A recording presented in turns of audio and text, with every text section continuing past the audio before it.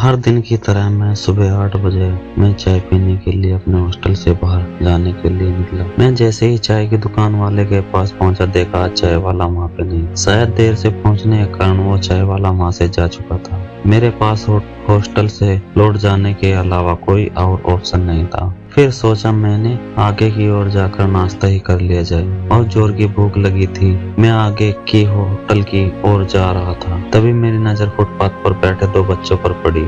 दोनों लगभग 10 से 12 साल के रहे होंगे। बच्चों की हालत बहुत खराब और कमजोर नजर आ रहे थे। कमजोरी के कारण उनके अस्थि पंजर साफ दिखाई दे रहे। वे भूखे लग रहे थे। छोटा बच्चा रोते हुए बड़े भाई को खाने के लिए कह रहा। बड़ा भाई उसे चुप कराने की कोशिश कर रहा था। वो जानता था न तो उसके पास पैसे है और न ही खाने के लिए भोजन, जिससे मैं अपने छोटे भाई की भूख को मिटा सकूं। वो भी लाचार बैठा भूख से पागल होए जा रहा था। मैं अचानक रुक गया। दौड़ती भागती जिंदगी में एकदम से ठहर सा गया। इन मासूम से बच्चों की ऐसी हालत को देख मेरा मन भर आया। इनकी भूख को देख मेरी भूख खत्म हो गई। सोचा इन्हें कुछ पैसे दे दिए जाए। मैंने उन्हें 10 रुपए देकर आगे बढ़ गया। जैसे ही मैं आगे की ओर बढ़ा, मेरे मन में विचार आया, कितना कंजूस हूँ मैं। 10 रुपए में क्या मिलेगा, चाय तक ढंग से न मिलेगी। खुद पर शर्म आई और फिर वापस लौट आया। मैंने देखा मासूम से दिखने वाले भूखे बच्चों से कहा, कुछ खाओगे? बच्चे थोड़ा शर्माए। मैंने फिर कहा, बेटा मैं नाश्ता करने जा रहा हूँ, तुम भी कर लो।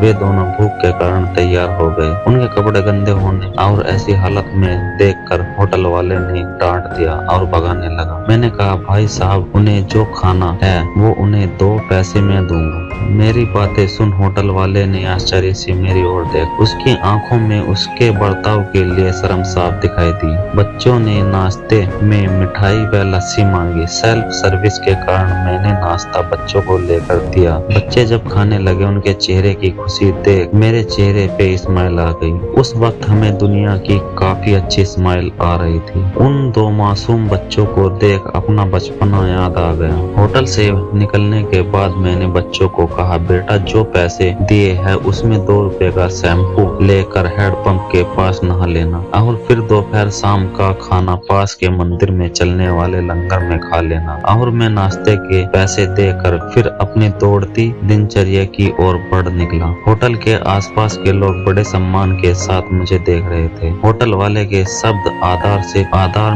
में परिवर्तित हो चुके थे। मैं अपने हॉस्टल की ओर निकला। थोड़ा मन भारी लग रहा था। मन थोड़ा उनके बारे में सोचकर दुखी हो रहा था। रास्ते में मंदिर आया। मैंने मंदिर की ओर देखा और कहा, हे भगवान आप कहाँ हो? इन बच्चों की ये हालत, ये भूख, आप कैसे चुप बैठ सकते हो? आज हमारे आसपास में न जाने ऐसे कितने लोग हैं जो गरीबी के कारण एक पल के लिए खाने के लिए उनके पास भोजन नहीं है और न ही उनके पास पहनने के लिए कपड़े हैं। जहाँ पे इस तरह के बच्चे आपको दिखे, आप उनकी मदद जरूर करें। जितना हो सके उतना उनकी मदद करें। उसके बाद आपको जो खुशी मिलेगी वो शायद ही और कहीं मिलेगी। हम बदलेंगे, युग बदलेगा। हम सुधरेंगे, युग सुधरेगा। आपको कहानी कैसी लगी हमें अपने कमेंट के माध्यम से बता सकते हैं। ऐसे ही मजेदार और दर्द भरी कहानी सुनने के लिए प्लीज हमारे चैनल को लाइक एंड सब्सक्राइब करें। मिलते हैं अगली वीडियो में। धन्यवाद।